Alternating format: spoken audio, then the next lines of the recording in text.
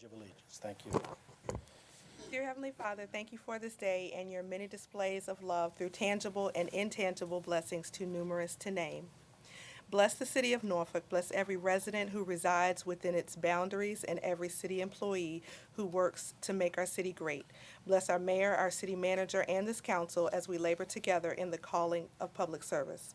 Give us the wisdom to govern fairly and ethically with equality, integrity, and compassion, and allow us to represent our city in a spirit of excellence. I pray that you will guide us and give us strength and wisdom, give us the strength and wisdom that we need to make the decisions that face us. All these and other blessings we ask in your name. Amen. Amen. I pledge allegiance to the flag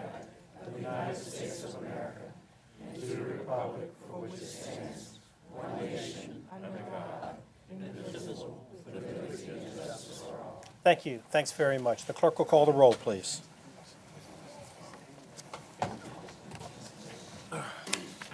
Ms. Graves? Here. Ms. Johnson? Here. Mr. Protogiero? Mr. Riddick? Here. Mr. Smigiel, Here. Dr. Whibley? Here. Mr. Wynn? Here. Mr. Frame? Here, the motion is to dispense with the reading of the minutes of the previous meeting, please. Ms. Graves? Aye. Ms. Johnson? John. I'm sorry. Aye. Aye. Mr. Protogiero? Aye. Mr. Riddick? Aye. Mr. Smigiel, Aye. Dr. Whibley? Aye. Mr. Wynn? Aye. Mr. Frame? The clerk will please read the resolution for the closed meeting. A resolution certifying a closed meeting of the Council of the City of Norfolk held in accordance with the provisions of the Virginia Freedom of Information Act. Adopt the resolution. Ms. Graves? Aye. Ms. Johnson? Aye. Mr. Protogiero? Mr. Riddick? Aye. Mr. Smigiel, Aye. Dr. Whibley? Aye. Mr. Wynn? Aye. Mr. Frame? Hi, good evening, ladies and gentlemen. Welcome to the Norfolk City Council chambers. We're glad you're here. For your benefit, the process which we will follow tonight is the first thing we're going to do is take up the public hearings.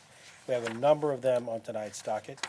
At the conclusion of the public hearings, and there are 8 of them, we'll move directly into the regular agenda. We'll vote on all these matters in just the way they are numbered on the printed docket. At the conclusion of the regular agenda, if any member of the public would like to address the city council on a non-agenda item, you'll be given that opportunity. In order to have your name called, though, you must have signed a slip of paper. Sign a slip of paper which the clerk has made available in the lobby behind the council chambers before the meeting began, and a number of you have elected to do that. So, again, welcome. Glad to have you here. Before we begin our regular agenda, though, we do have one ceremonial matter. Is Marcus Johnson.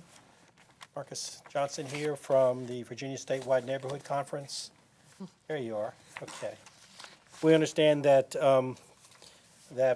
there is a certificate of appreciation that is being made to Lindenwood Elementary and a number of other neighborhoods. Would you like to address that? Yes, sir. Good evening. Go ahead. Go ahead. Good evening, Mayor Frame. Good evening, Vice Mayor. Good evening to all the other council. I'm Marcus Johnson, the youth president of the Lindenwood Cottage Heights Broad Park Civic League. First, just want to give an honor to God for being here.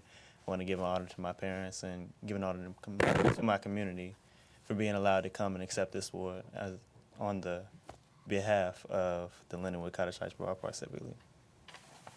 Well, great. We have, the council has prepared certificates of appreciation to the youth of Lindenwood Cottage Heights Broad Park Civic League for winning first place at the Virginia Statewide Neighborhood Conference for the Youth Group Effort of the Year. And so we wanted to give those to you and thank you for doing this.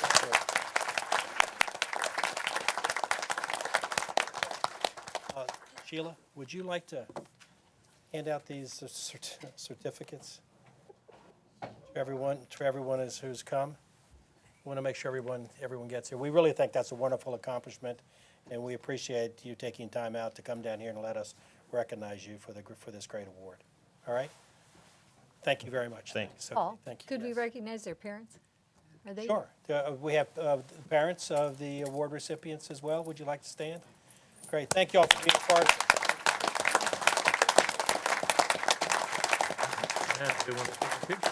Has anybody got a camera? But I want Anybody to take a picture of us. You guys Me, can okay. stand right here. Yeah, why don't y'all come on up here Laura's always got a camera. and stand right in front of the Stand right council, Yep. right You here. guys right here.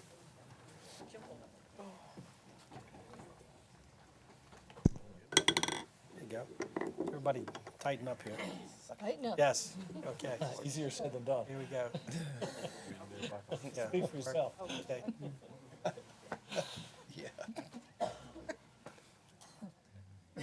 We did it.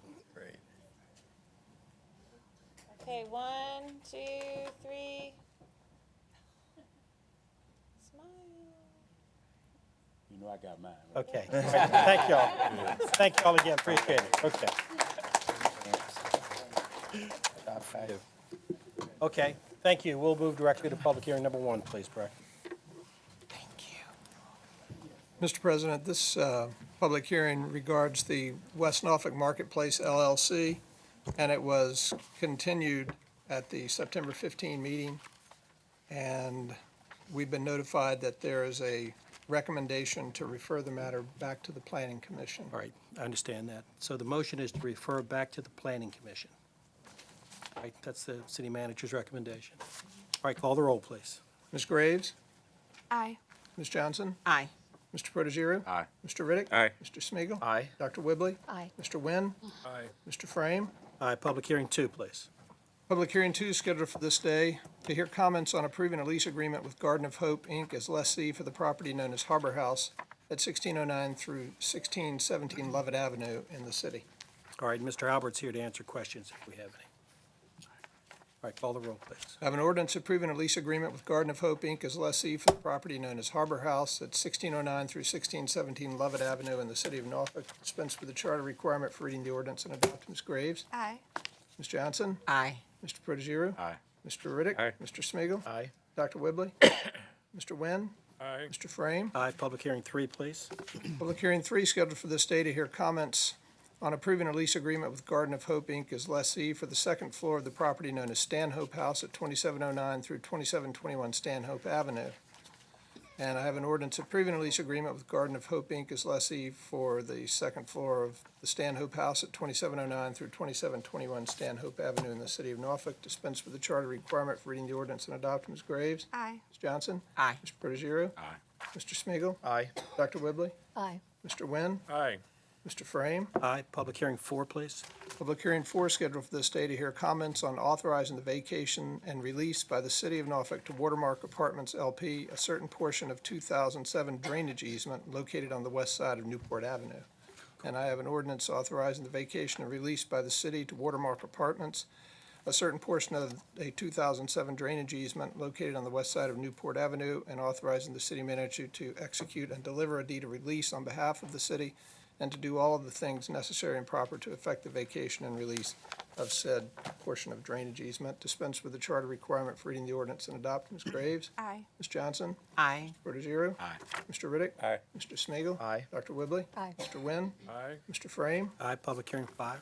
Public hearing 5 scheduled for this day on the application of the City Planning Commission to amend Section 2-3 definitions and Chapter 16 signs, including all references to altered section numbers to maintain consistency of the zoning ordinance of the City of Norfolk to ensure continued compliance with constitutional requirements for sign regulations. Just a second. Mr. James? By a 7-0 vote, Planning Commission recommends approval. Thank you. Thank you, Mr. Mayor.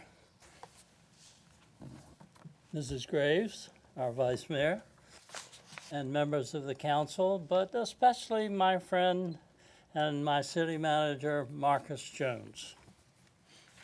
I want to thank you, first of all, in addition to all of the wonderful expressions of condolences to my family for the loss of my daughter. It really meant a lot, and I appreciated your phone call. I had a concern about the issue of signs, and of course it was political. I have been reassured by Mr. City Manager's excellent staff people through the Planning Commission that there is no impending removal of signs hanging over us or anything of that nature. And I just wanted to express my thanks both to the staff who very effectively, through Mr. Homewood and Bobby and others, explained the situation and what was in essence, not a major change for the city when it comes to signage. And they were able to make it possible for me to spend my 3 minutes, Mr. Mayor, adding a little add-on to it. Thank you, Mr. Mayor. Thank you, Ellis. Thank you. Okay, you call the roll, please. I have an ordinance to amend Section 2-3 definitions in Chapter 16 signs of the zoning ordinance of the City of Norfolk 1992 so as to ensure continued compliance with constitutional requirements for sign regulations. Dispense with the charter requirement for reading the ordinance and adopt. Ms. Graves? Aye. Ms. Johnson? Aye. Mr. Protogiru? Aye. Mr. Riddick? Aye. Mr. Smigiel, Aye. Dr. Whibley? Aye. Mr. Wynn? Aye. Mr. Frame? Aye. Public hearing 6. Public hearing 6 scheduled for this day on the application of the City of Norfolk for a change of zoning from Open Space Preservation District to Conditional C2 Corridor Commercial District on a 2.25 acre parcel of land lying 830.5 feet more or less north of Northampton Boulevard and 70 feet more or less west of the eastern corporate boundary of the City of Norfolk. By 7-0 vote, Planning Commission recommends approval. And I have the ordinance to rezone the property located on the north side of Northampton Boulevard and south of Lake Wright from OSP to conditional C2. Dispense with the charter requirement for reading the ordinance and adopt. Ms. Graves? Aye. Ms. Johnson? Aye. Mr. Protogiru? Aye. Mr. Riddick? Aye. Mr. Smigiel, Aye. Dr. Whibley? Aye. Mr. Wynn? Aye. Mr. Frame? Aye. Public hearing 7, please. Public hearing 7 scheduled for this day to hear comments on approving a lease agreement with Hatch Operations LLC as lessee for a portion of the property known as 111 Granby Street. And I have an ordinance approving a lease agreement with Hatch Operations LLC as lessee for a portion of the property known as 111 Granby Street in the City of Norfolk. Dispense with the charter requirement for reading the ordinance and adopt. Ms. Graves? Aye. Ms. Johnson? Aye. Mr. Protogiru? Aye. Mr. Riddick? Aye. Mr. Smigiel, Aye. Dr. Whibley? Aye. Mr. Wynn? Aye. Mr. Frame? Aye. Public hearing 8. Public hearing 8 scheduled for this day for a change of zoning from R7 Single Family District to conditional R8 Single Family District at 3210 through 3214 Herbert Street. And by a 0-7 vote, Planning Commission recommends denial. Mr. Feynman is here to answer questions, unless anybody has any questions for Mr. Feynman. And then Jackie Rochelle, who's from the Civic League, is here. Would you like to speak, Ms. Rochelle? Of course. Sure. Thank you very much. Ladies and gentlemen, good evening. Good evening. I'm Jackie Rochelle. I am the president of Greenwood Elmhurst Norview Heights Civic League. The area in which this area to be developed resides is known as Elmhurst. It is an old area of the city. It was originally 100 years ago farmland. And in that time, we've gone from farmland to county to city, and I guess today we're considered urban. And next month, we may be something else. Throughout that time, as is typically the case, homes have been built. And throughout that time, a number of different types of structures and architectural methods have been used. So to go down a street in this area is truly a walk through history. Depending upon what era the house was built, you will definitely see it in the architecture of the home. The homes are as diverse as the people who live within them. And we're very proud of that fact. When Mr. Feynman contacted me last summer and asked me, and by the way, he wasn't the first person to call me, and asked me, would we consider rezoning? We asked him the question we normally ask him, do you have a plan? And this time, I was very pleased to have someone say, yes, we do. And he promptly produced a plan of several different types of homes that were then taken by our recording secretary, Judy Hancock, and taken door to door in the immediate block of the proposed rezoning. In addition to that, the Civic League was polled both by email and by telephone. And over a period of 3 months, people were met with, talked to, and their opinions noted. At the end of this time, in September, at the new Civic League year coming back from spring break, we voted overwhelmingly and unanimously to approve a particular style of home for the rezoning. Now, there are many reasons we did this. There's no question that the homes that are there need to go away. The lots consist of a large empty lot, what in the day was called a shotgun house with a detached garage, and what in the day was called a mother-in-law house. Many of the homes in this area date back to the teens, the 20s, and the 30s. And as time has gone on, they have outlived their usefulness. There is no argument from us or the community at large that they will disappear. The question to us is, what should take their place? Mr. Feynman has come to us with a plan that is palatable to us. It is aesthetically pleasing to us. The homes have refinements that we like. We have gone to an area behind Military Circle where some of these homes have already been built. So we have performed our due diligence. We have seen what they would look like. In addition to this, Mr. Feynman has made many concessions and been sensitive to the needs of the community. He has allowed for green spaces. So the idea that there has been some type of plan put forth that has not had input is clearly not accurate. We want this, we are asking for this, and I'll be happy to answer any questions that you may have. Thank you, Ms. Rochelle. Thank you. I have a question for Mr. Feynman, actually. Sure, It was okay. great. It's okay. So thank you. Yeah, I wish every president would come down and speak that way, but, She's mine, Tommy, okay? Howard, she's ours. Okay. Mr. Feynman, thank you. I Thank do have some questions.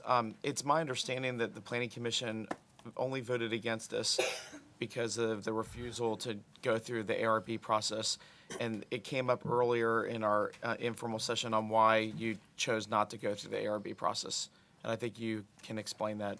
Yes. Okay, Bobby Feynman, 2617 All Saints Court, Virginia Beach. Good evening, thank y'all. Well, I don't know 100% that that's why it was turned down. It was towards the end of the meeting, staff had recommended denial based on it not meeting the Norfolk plan. And the issue, well, there were a couple of design issues that came up as to why staff recommended denial. In the conversations and the questions, it was clearly asked of me, would you be willing to have it be contingent on working with design review? And the way it was presented to me, if I agree to make their vote contingent on working with design review, then I think they were going to vote in support of it. My response was, I'm happy to work closely with design review, and I'm happy to meet with them at any time. But the Civic League we put a lot of time and effort. As Ms. Rochelle said, it's been many months that we've been at this, and they actually chose these designs and were very specific about what they liked. So I simply said, I'm happy to work with design review, but I don't think that I can agree to make it a contingency because the Civic League has spoken and this is what they want. And that clearly would be at odds with design review. So it was told to me, it was my understanding that the primary reason that there was no consideration for voting in support of it is because I refused to make it a contingency. And can I ask a question of George? George, what, the design review process seems to be changed a little bit, or I know when we adopted the new permits. So what prompts things to go for design review now? Is it just because he's putting more houses on the lots than what was originally zoned because it's a rezoning, so that all goes through design review now? Or it's supposed to go through design review? There's no design review. It's Let the me architectural try to- review board, and there is. Yeah, requirement. or architectural review board, excuse me, yeah. Yeah, so let me try to parse this apart. So we have an architectural review board, and that is a process that goes to a board. What we're talking about here is, in fact, an administrative design review. It does not go to the architectural review board. It is handled by the staff of the Department of City Planning, and it is used every time. You all created this process in order to allow non-conforming, non-standard lots to be able to be developed without having to come through a legislative process. Prior to creating this internal design review, if it was a narrow lot situation, it needed to come to you all for approval before a house could be built. Y'all decided that really was a lot of time that wasn't necessary. And so you created the administrative process, which is what we use today. And so anytime you have a non-standard lot, that is, it's narrower than the standard in the area, then that lot becomes subject to the design review process automatically, the so-called narrow lot program. If that's the case, though, why wasn't that communicated to him up front? If that's the requirement, why wasn't that communicated up front? Why did he get through months with the Civic League and then here in front of planning, and then for planning or staff or someone to say, well, we'll go for it if we make it contingent upon design review? Because to me, it seems like that should have been stated at the very beginning when he originally made his application to planning. And I suspect that it may have been. Mr. Feynman is well aware of our processes. He's gone through them a number of times. Mr. Feynman was one of the reasons we changed this. Not that these products were bad, but because we kept being presented all the time by these small lots, and we had to approve the review. So he was well aware of this. No, I get that, but what I'm saying is, if that is the process, not he gets it. Is it in writing somewhere? Did he sign off on it somewhere? If that is the process, if it's one of those things that's not necessarily the process, because the narrow lot, if I'm not mistaken, it's our lot as well for city lots. But if that's something that you can use to push someone into design review in a private transaction, which this is not city property that he's purchasing, then that needs to be signed off on somewhere by the applicant, in my opinion, by the applicant, i.e. the developer, and someone from the city, so that it's clear up front and not after the fact. Because if you gotta go through design review, you gotta go through design review. If you don't, you don't. I mean, I just don't see where we get to pull it as a rabbit out of the hat for a case that suits us. Okay, I apologize if I was unclear. What Mr. Feynman has proposed is not required to go through design review. It was the Planning Commission's desire to ask Mr. Feynman if he would agree to that. And Mr. Feynman instead said, you have in front of you the houses that I propose to use. And that was the discussion at Planning Committee. The requirement only applies to non-standard lots. Those are Right. less than So it 5 feet. wasn't a requirement So it in is- this particular It is case. not. It was not a requirement. The Planning Commission wanted to make it a requirement. Right, and okay. I have issue with that. I Yeah. think Yeah. I don't know what's happening with our planning commission, but there's too much happening like that. And I know what's going on in Ocean View with Mr. Feynman and with planning commissioners telling him that they're not going to approve his lots until he goes through this design process. We have to fix this. And I know there's sometimes we think Bobby's difficult with his design, but something has to be fixed so that we're not going through this. And one of my questions is, how many staff members do we have that do that review? One staff member, and how long does it usually take for a house to go through? To borrow that famous planning expression, it depends. The closer the closer it is to one of the models that are in the pattern book, the shorter the period of time. Right. And I don't think one person should have the autonomy to do that. I think that if we need to possibly look at more staff, or maybe a review panel of 2 or 3 or something or another like that. But I don't think one person should be able to say to someone, based on their opinion or their interpretation of Plan 2030, 2040, 20 whatever, that they don't like this or they don't like that, or I don't think it should be left to just one. And I don't have a problem, I'm sorry, I'll stop it. I don't have a problem with one person, but I think where we could help with this is that if there is a particular design that is desirable on one of those lots, because it is hard to get a single-family home on a smaller lot with a front-loading garage, but if we know that these are going to keep on coming up, find a design that does work and work with the developer and get it in our pattern book or whatever that assist with it. That's right. Well, I think isn't that would in make it a- case- Isn't that in fact the case of the design I book? think that Mr. Smeagol has articulated just what you have set up, is that a Right. non-standard law, if it fits a pre-approved pattern book by you, if they take it off the shelf, But there isn't a design for this, and Mr. Feynman has come up with his own. for the existing. this isn't a for the non-standard existing- lot, The existing though. Right. process, the process is as you had There's not a design for a single-family home. He's brought a design that the one individual has issue with every time it comes forward because it has a front-loading garage, and now other planning commissioners are weighing in and saying, we're tired of this.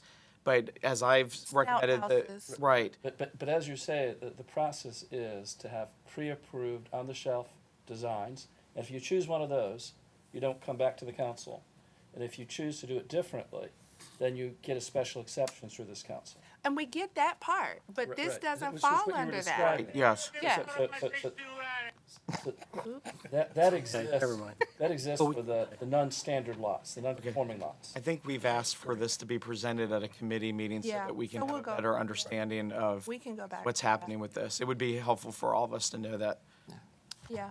And thanks, George, for explaining to us what is required and what is not required in certain situations, and that it isn't consistent. So I want to thank you for presenting that to us. It depends, right, George? Yeah. Yeah. It depends, And- yes, sir. Okay, Yeah. Bobby, I Didn't really think work. we're, I had one. okay, real quick.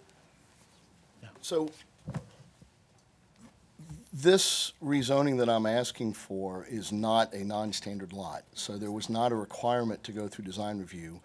And the comments that Planning Commission made in terms of they wanted to see significant changes to what the Civic League wanted and what the Civic League chose. So at the end of the day, that's. He's alluded on, that's what's going on, is that they're imposing their own standards. Right. And not to confuse the issue, but the issue that was brought up in terms of Ocean View, the plan that was designed was me coming to the design review department and working with them to give them a plan that they wanted to see. That's where that plan that Mr. Smiegel's referring to came from. Did the Civic League see plans that would have been approved by a design group? In other words, did you all see plans that our design group would have preferred? And did you all not like those plans? Well, Let me- No, I'm asking her. No, ma'am, we did not. We were unaware that there was another set of requirements out there. I'm not saying requirements, I'm saying options and other ways that these houses could have been designed that the Planning Commission was speaking toward. We have not seen any other plans. We did, however, review 6 different types of plans. And do these have front-loading garages? I'm just curious. yes, ma'am. Yes, they do. Figure they do. Might be important to point one thing out here or not. If you were to go to this lot, or these lots, and you were to look directly across the street, which is zoned R8, R8, which is what where, you would like to have, they have front-loading garages right there. Immediately adjacent, right beside the lots that Mr. Feynman is proposing to rezone and develop on, is a brick ranch small home with an attached garage. Because of the way the area was developed, and through many years, and some of us, myself included, are old enough to remember, there was a time when a car was a luxury and not a Necessity. requirement. And I can remember as a child politely asking people, does your family own a car? Or a telephone, for that matter. So the area is a You direct do not, reflection. you're not the dad. Sunday I was. Okay. Sunday it was 60. But the point being, and I appreciate your compliment very much. The point being that the area is a direct reflection of those different stages in our history. And so we, as a community, we embrace what we are. We are not going, we will never be an area where we have the same house hopping down the street like you see in some other areas. And as we prefer to tell people, that's why we're not a development, we're a neighborhood. Okay, thank you. Thank you. last thing, Ms. Rochelle brought this up in her Civic League meeting, and I didn't expect all of this conversation to take place. I'm actually very appreciative that it is. So there was another project in their Civic League that the builder developer worked with Design Review, and Design Review made suggestions and approved plans that they wanted to see, which it varied based on where the garage was, and was the garage out front, was it recessed? They're mostly concerned about the front elevation. And what I found interesting is when they saw the finished product built, they don't prefer that. And so the point is, the whole thing is subjective. What Design Review wanted, they didn't know about until it was built, and they didn't like it, and Thank you. you understand what I'm saying? Got it. Okay, thanks. I think Okay, the whole any other comments? Were Yeah, I just kind of think the whole issue centers around, we ask people to go out to the community. We beg them, especially developers, to work with neighborhoods and to work with the community and to work with the Civic League. And they do that, and then they come back to the city, because this has happened in other neighborhoods where the developer has come to the neighborhood and said, this is what I want to build. They've come to the city, and then the city says something that we prefer to see something different. And then the developer builds what the city says they prefer, and then the neighborhood is pissed. And they feel duped by the developer, and they don't like the finished product, and you can't tear it down and build something else. And so if you do the work with the community and you do the work with the Civic League, and they did, to go door to door is, I only do that to get signatures, but to go door to door is a lot of work. And so I think that we should honor, what they're asking. All right, and for the record, Mr. Ted Harmon called in and said he would not be at the meeting tonight due to his age, but he wanted to go on record as an opponent. All right, Opponent or? opponent. Okay, you call the roll. I have an ordinance to rezone properties located at 3210 to 3214 Herbert Street from R7 to conditional R8. Dispense with the charter requirement for reading the ordinance and adopt. Ms. Graves? Aye. Ms. Johnson? Aye. Mr. Protogiru? Aye. Mr. Riddick? Aye. Mr. Smigiel, Aye. Dr. Whibley? I appreciate the neighborhood coming down and speaking very eloquently on this, and I very much appreciate their input on this, but I am frustrated with the process and feel that all of us could have done a better job on it. I think that we have a chance to build things with the best design that the city needs, and I'm not sure that you all were offered all the designs that you might have had an option for. So I'm going to vote no. Mr. Nguyen? Aye. Mr. Frame? Aye. Okay, thank you very much. R1. R1 is an ordinance permitting Robert C. Moss and Carter M. Moss to encroach into the right-of-way at 723 Yarmouth Street with stringers, landing, and footings for new entry stairs. Dispense with the charter requirement for reading the ordinance and adopt. Ms. Graves? Aye. Ms. Johnson? Aye. Mr. Protogiru? Aye. Mr. Riddick? Aye. Mr. Smigiel, Aye. Dr. Whibley? Aye. Mr. Nguyen? Aye. Mr. Frame? Aye. R2. An ordinance to repeal one subsection of Section 25-646 and to amend and reordain Section 25-654 of the Norfolk City Code 1979 so as to add 2 new stop intersections. Dispense with. And Mike Walls is here to speak. Mr. Walls? Mr. Mayor, council members, I'm Mike Walls. I live on Jamestown Crescent. I'm here with 2 fellow members of the Larchmont Edgewater Civic League. You're supposed to stand It's okay. to the rules. Now you're supposed to sit. So I'm here to talk about the ordinance to repeal one subsection of section 25646 specifically, and it's the ordinance to repeal the third. First of all, let me back up. Thank you for letting me speak here, and very much thank you for all your advocacy, Dr. Whibley. Thanks for coming. Been tremendous support. But we would like to support the removal of the ordinance that allows a 30 mile per hour speed limit on Jamestown Crescent, particularly in between Hampton Boulevard and Wythe. There's several reasons why, and I'll touch on 3. The environment, the physical environment really is not conducive to 30 miles per hour. It's particularly when you're coming off of Hampton Boulevard heading south on Jamestown. More particularly since they removed the stoplight, it's almost as if people are kind of continuing the rate of speed off of Hampton onto Jamestown, and we know that there's a pretty significant curve in that road, particularly by Larchmont United Methodist Church. And I don't think anybody doubts the speed issues on Hampton Boulevard. So people carrying that speed into a neighborhood that has cars parked on both sides of the street with reduced visibility because of the turn, it just makes the physical environment non-conducive. The second thing is people. We know that that neighborhood has hundreds of children who go to the elementary schools in the neighborhood, who go to bus stops. Larchmont Elementary School is a pedestrian school. People walk to that school. The city has done a great job. They have a crossing guard at the intersection of Monroe and Jamestown, but that crossing guard does not cover all the times where children are trying to cross the street. Anecdotally, I used to watch my daughter. I live on the corner, so I used to watch her try to negotiate in the dark going to the bus stop in the morning. And oftentimes I would have to go and actually stop traffic to get her across the street. And people, if you've been out in the morning at dark, and Mr. Mayor, I've seen you jogging before. Not much. You'll know that the neighborhood's busy with That's what you call it.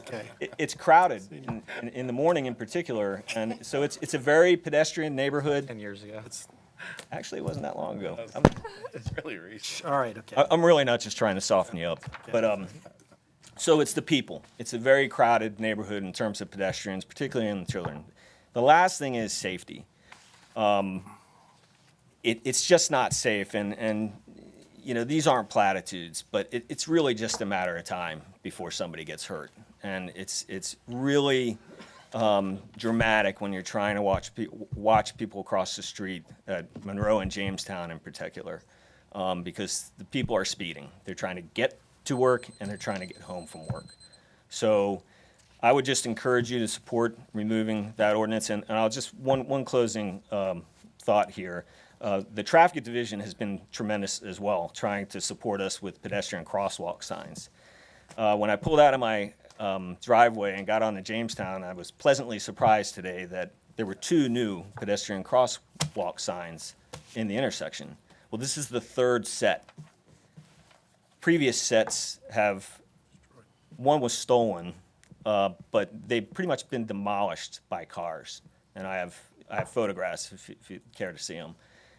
And I would just offer this: if cars can't avoid a stationary sign in the middle of a crosswalk that's fluorescent saying pedestrians, how are they going to avoid a kid? So thanks for the time. Again, Dr. Whibley, thank you very much for the support. Thanks, Mike. What it is. Just a point of clarification, for because I this, think right? it was confusing when it says to get rid of the 30 miles per hour. What that means is then it defaults to 25. And that's what we're asking. Okay. The way it is on down. Yeah, so what this means is that it'll be changed to 25 miles an hour. Right. I could Okay. add one more point. I did want to mention that You're winning, though. I'm over my time. that. Sorry, Mr. Mayor. But the police were out there several weeks ago, and they validated that 25 miles per hour is a more appropriate speed limit for that area. And they were supported by Mr. Stevenson in the traffic division as well. So, thank you. Okay, Thank you. call the roll. Dispense with the charter requirement for reading the ordinance and adopt. Ms. Graves? Aye. Ms. Johnson? Aye. Mr. Protogiru? Aye. Mr. Riddick? Aye. Mr. Smigiel, Aye. Dr. Whibley? Aye. Mr. Wynn? Aye. Mr. Frame? Aye. R3, R3 is an ordinance to amend and reordain Section 22-7 and subsection C of Section 22-31 relating to hotel guest registries so as to provide for obtaining an administrative search warrant to inspect the guest register if consent to inspect is denied. now understand that the council would like to continue this matter Yes, please. to the next meeting, or a month, 30 days is? And enough time to have the city attorney's office brief us on this issue. You will have 30 days, is that all right? 30 days. Sounds good. Mr. Nonigan, are you here? And the council has some concerns too, and you're an opponent, so I guess that you are. We're glad to hear from you tonight, or you can come back when we reschedule it, but And Mr. Donegan had emailed me, and I understand. All of us. All of I us. sent it, Bernard responded So- back, and they made that one change because of his, but there's still more. We'll Yeah, look sure, at it. go ahead. What, and It's you're, appropriate to hear from. Sure, we got him sets the right now. stage for all of us. okay. First, thank you very much for hearing me tonight, and in particular, I have corresponded with several members. of Brian the Donigan at 519 Carlisle Way. Sorry, sir. Got it. Brian Donigan, 519 Carlisle Way. So I do thank the members of council who very rapidly engaged on this and brought it to the point where it is tonight. Thank you very much. I do want to make sure that my concerns are articulated. Certainly, I am an ardent supporter of the Fourth Amendment and Justice Sotomayor's decision recently, and certainly changing our ordinance to be compliant is appropriate. My concern is that the ordinance was completely rewritten, and if you lay them next to each other, it's quite clear, and that several additional administrative burdens on businesses and overreach, I would say, into the collection of personal data were incorporated, and some of those still remain. Certainly, there may be a compelling public interest for that additional regulation. However, it's not articulated and available for the public to review, and I would say for council members to adequately weigh before they make a decision about whether this additional regulation is appropriate and required by a compelling public need. So I applaud the decision tonight to take the time to review it, to articulate the reasons behind the changes, and then provide an opportunity for objection or concurrence based on the merits. Thank you. Thank you for coming down, Mr. Donovan. Appreciate it. Okay, Mr. President, we could continue this to the November 17 meeting. Got enough time? What about don't we have one right after that? December 8? December 8th's fine, okay. Okay. I prefer December 8th. Continue to December 8. Ms. Graves? Aye. Ms. Johnson? Aye. Mr. Protogiru? Aye. Mr. Riddick? Aye. Mr. Smigiel, Aye. Dr. Whibley? Mr. Wynn? Aye. Mr. Frame? Aye. R4, please. An ordinance accepting a $176,543 grant award from the U.S. Department of Justice Assistance Grant Program for the FY 2015 Edward Byrne Memorial Justice Assistance Grant Program and appropriating and authorizing the expenditure of the funds for expenses and projects. Dispense with the charter requirement for reading the ordinance and adopt. Ms. Graves? Aye. Ms. Johnson? Aye. Mr. Protogiru? Aye. Mr. Riddick? Aye. Mr. Smigiel, Aye. Dr. Whibley? Aye. Mr. Wynn? Aye. Mr. Frame? Aye, R5. An ordinance accepting a $245,051 grant award from the U.S. Department of Homeland Security, Federal Emergency Management Agency, appropriating and authorizing the expenditure of the funds for the FY 2015 Port Security Grant Program, and authorizing the expenditure of a local cash match of $81,683 for the purchase of equipment and to pay for training to enhance port security. Dispense with the charter requirement for reading the ordinance and adopt. Ms. Graves? Aye. Ms. Johnson? Aye. Protogiru? Aye. Mr. Riddick? Aye. Mr. Smigiel, Aye. Dr. Whibley? Aye. Mr. Wynn? Aye. Mr. Frame? Aye, R6, right. An ordinance accepting a $41,770 grant award from the Department of Motor Vehicles for police officer overtime pay to assist with Selective Enforcement Alcohol Initiative, to pay a DUI conference fee and for equipment purchases, and accepting a $24,650 grant award for police officers overtime pay to assist with Selective Enforcement Speed Initiative, appropriating and authorizing the expenditure of the grant funds and authorizing the expenditure of local matching funds in the amounts of $20,885 and $12,325 by the Norfolk Police Department for grant purposes. Dispense with the charter requirement for reading the ordinance and adopt. Ms. Graves? Aye. Ms. Johnson? Aye. Mr. Protogiru? Aye. Mr. Riddick? Aye. Mr. Smigiel, Aye. Dr. Whibley? Aye. Mr. Wynn? Aye. Mr. Frame? Aye, R7. An ordinance to amend and reordain Chapter 33.1 of the Norfolk City Code as amended to add a new section 33.1-119 regarding procurement of insurance. Dispense with the charter requirement for reading the ordinance. Second. I apologize. Bernard, I took a first glance at this and just thought it was just normal changes. But can you explain to me what's going on here? Because it's my understanding that some of the power in this has shifted from council to now the city manager, or am I misreading that? I think you're misreading it, that the procurement code requires a process to procure anything, and you can't circumvent it by having a private agent do the public procurement. And in the insurance industry, that's sort of what occurs when you buy your insurance through a broker rather than bidding with the insurance companies. And the General Assembly recognizes that the method of doing business in the insurance industry is mostly through brokers. So this authorizes us to use a broker in procuring insurance for the city. So what you have is a technical private procurement agent for our insurance, which is how insurance business is largely done. Okay. So if we followed the act just by the letter, we'd be going to insurance companies directly and not taking advantage of brokers. And so the act recognizes that and permits you to modify ours so that we can take advantage of brokers. That's what this ordinance does. But at the end of the day, does council still have a final approval on that? No, it Or, can, I mean- it can if it wants to. Okay. But it's limited, its role in acquisitions, procurements like that, to appropriating the money in the budget. So you appropriate the money for it, and if you wanted us to bring any particular contract to you, we can bring it back. But our customary conduct is if you've approved it, then we regard it as a managerial function to execute your policy of having the insurance within the budget that you passed. Okay, all right. Ready? Okay. Ms. Graves? Aye. Ms. Johnson? Aye. Mr. Protogiru? Aye.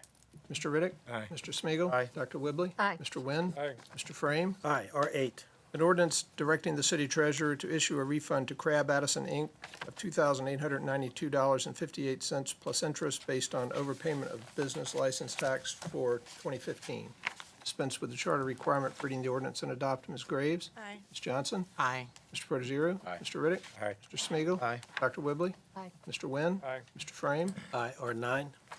A resolution supporting 3 transportation projects. 1, the Elizabeth River Trail, Fort Norfolk. 2, Complete Streets Initiative, Tidewater Drive Corridor. And 3, Granby Street Bike Lanes, and requesting funding of up to $1,640,000 for projects through the fiscal year 2017 Virginia Department of Transportation Transportation Alternatives Programs. Adopt the resolution. Ms. Graves? Aye. Ms. Johnson? Aye. Mr. Protogiru? If I could have a moment, Paul. Marcus, if it's possible, and I'm specifically dealing with the Granby Street Bike Lane project, I had asked, and I think your staff has recently or prepared something that does a better job of connecting Bayview Boulevard to Ward's Corner. This appears to be perhaps a part of that because we deal with all the interstate issues as you approach the HRT transfer station. And when I looked at this, I guess the map, or at least the picture we're given, is not descript. It's very just, it's an arrow and it shows where it goes. Okay. Can you give us a briefing? My vote, of course, will be aye on this, but if we can get a briefing on the specifics of what that plan may be now, I'd appreciate it. Very briefly, with the I-64 wall is what you're referring to. We have ongoing work with VDOT on that. They have that under study and looking for their partnership in that specific wall section. This segment is from the Riverview Bridge towards Corner, the Little Creek. I'm seeing, and I apologize, when I'm looking at the picture, it looks like it's from the bay to the HRT Transfer Center. The segment that we're applying for is Okay. is a segment of that corridor. Okay, so you Yeah. haven't hit our corridor yet, the one I'm talking about. Right. All right, because the one just so I can make sure, the one on the iPad really shows the entire thing, I guess. Understood. You're shrinking it down. It's a piece of that, Okay. yes. Then at some point, can we get that, when you get it done? And this is embedded in the new bike plan. Right. And looking for prioritization of where to go next, other than a pilot loop that you see in the draft bike plan. Right. This was the recommendation of staff and the Bike and Pedestrian Trails Commission to do this segment next. Right, okay, that's fine. Just, I know that that's part of the plan. When I looked at the arrow took me all the way from the bay all the way down.